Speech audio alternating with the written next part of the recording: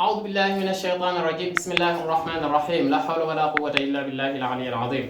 asalaamaaleykum wa rahmatullah mbokk yi ñu ngi leen di nuyu di leen ziar di leen baal xàq di leen baal di ñaan borom bi subhanahu wa taala wala ñu jéggal di ñaan yàlla mu nangul leen suñu koor te nangul ñu jéggal leen ñu ñëw rek ci li nga xam ne noonu la ñuy wone li nga xam ne noonu la ñuy defaree julli ci yenn ci yi nga xam ne njuumte yi nga xam ne dina am ci julli incha allah tey nag damay julli timis wala may julli tàkkusaan wala may julli tisbaar wala suba wala gee ak julli gu ma mën a julli ci julli waaye damay julli ba mu yàgg may sikki sàkk fan laa toll ci julli gi exemple ñu dem léegi def naa sama kàbbaru armal ma jël suba def naa sama liqaam bopp daal di def sama kàbbaru armal suba ca kaw lañ ko war a jàng ba jàng faatiha ak saa daal di rukoo di war a rukoowee daal di siggi daal di sujjóot siggi daal di sujjóot siggi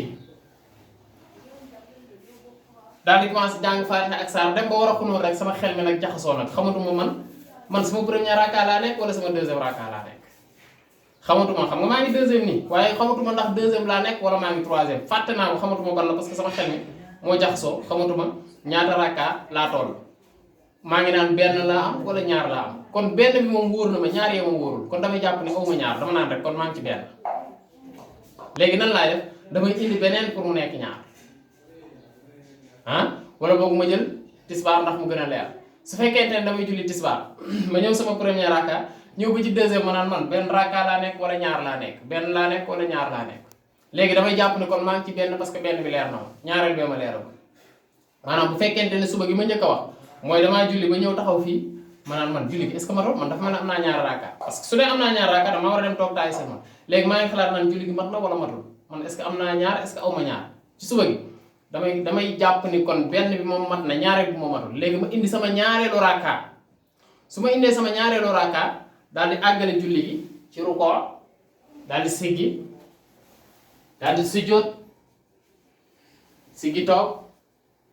sujjóot siggi toog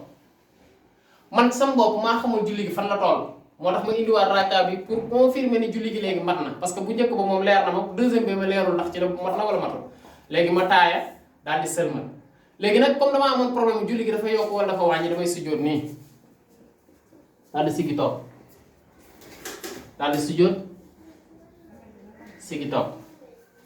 daal di taaya daal di sëlmal pour résumer la li ma wax su fekkente ne da ngay julli tisbaar julli gu mu mën a doon ci julli gi yaa ngi xalaat naan ñaar raaka nga am wala benn jàppal ni benn nga am wala ngay xalaat naan ñaar nga am wala ñett nga am jàppal ni ñaar nga am wala ngay xalaat naan ñett nga am wala ñeent nga am jàppal ni ñett nga am sooy sikki sàkka daal di xalaat naan julli gi fan la doolu xoolal li gën a tuuti mu leer la ne loolu moom am nga ko lu mujj li nga xam ne moom ngay sikki sàkka loolu ngay indi nag pour confirmer pour julli gi mat nag pour gën a dëggal ni léegi julli gi mat na soo paree nag soo sëlmalee ba pare nga daal di sujjóot ñaari sujjóot kon jàppal ne saa yooyu sikki sàkka mat na wala matul jàppal ni matul kon loolu moo nekkoon suñu vidéo tey di leen wax ngeen partagé tey aimé